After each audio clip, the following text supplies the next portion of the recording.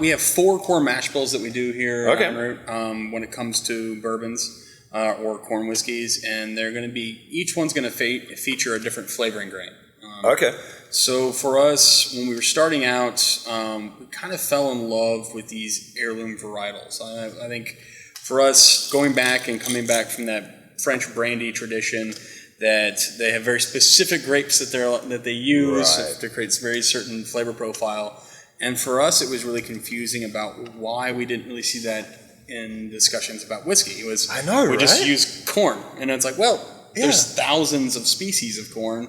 Why don't we use this corn? Why do we use that corn versus this corn and other reeds? So we decided to kind of dive into doing a lot of research. And Jonathan has become the corn nerd around here. We get a seed book. That's a great title. I need a shirt. Corn nerd. So, I mean, even when the seed book comes in of all the different seeds that are available every season, he gets it and he'll search through it, and I'll see him furiously circling different things. But again, when we're looking for, on the corn side, for these different heirloom varietals or different hybrids people have created, I think the first thing you look for is when it's talking about the flavor of the corn, where it doesn't say it has good corn flavor. Right.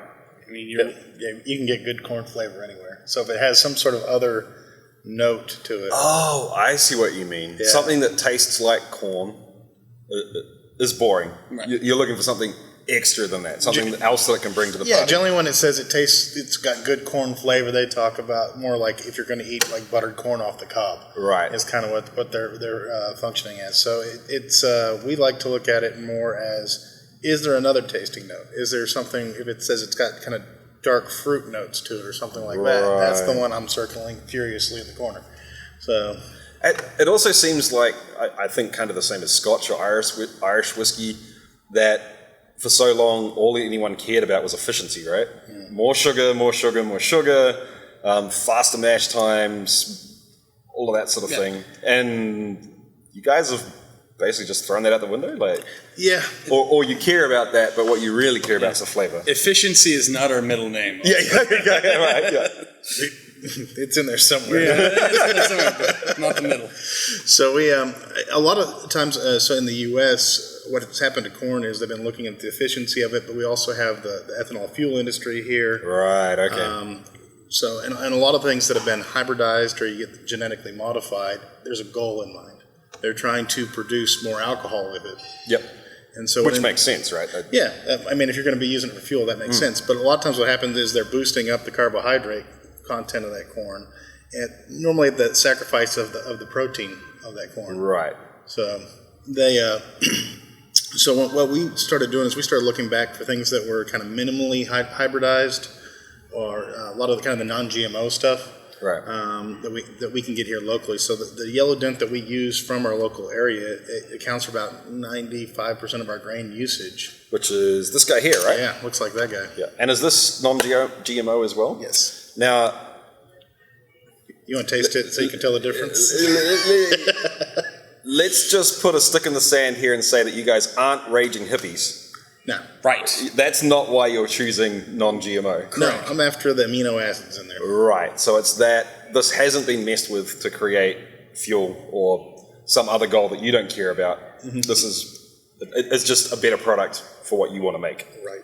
And we have distilled GMO yellow corn, and we tasted it side by side with our non-GMO, and for us, the end spirit was just more interesting with the non-GMO. Right. And that's why we choose to use it. Okay.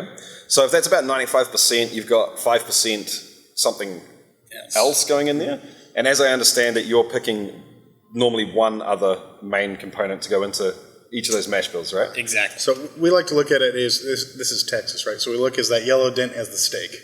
Okay. Oh, okay. Yeah, I'm with you. Uh-huh. Okay. And then we need a little bit of salt and pepper. These are going to be our flavoring grains. So and you don't need vegetables, so... No, zero vegetables. What are those? Yeah.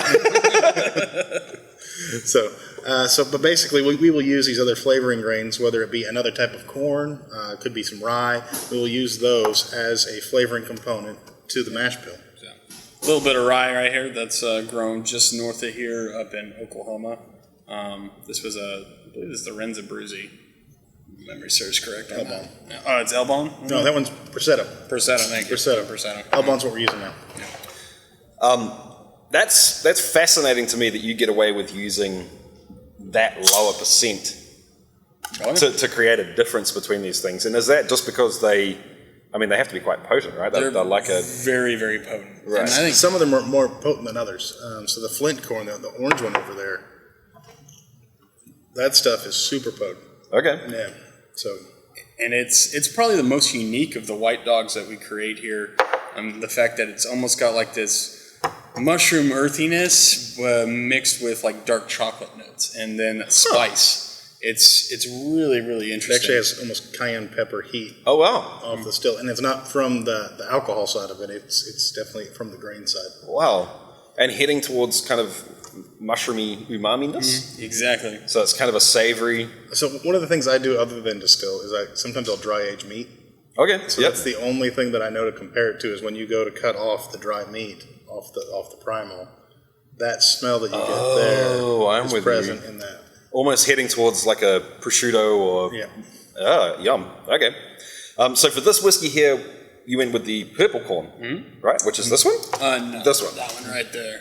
Oh, wow, that's really dark. Yeah. So is the smell in any way representative of... No. The corn is not going to give off a lot of notes by itself, but whenever we bring in a new corn, one of the very first things I like to do with it is we actually will take it and with the mash bill, I'll turn it into like a cornbread. And we'll taste it versus normally yellow or some of these. So we can try to really pinpoint, is it an interesting grain? Now, the flavors aren't always 100% comparable to what the final spirit or anything like that would be, but it shows us that do they have a lot of flavor to give versus just a typical yellow corn. Right, so it's a nice analog to be able to do something, you can make it super quickly. Yeah.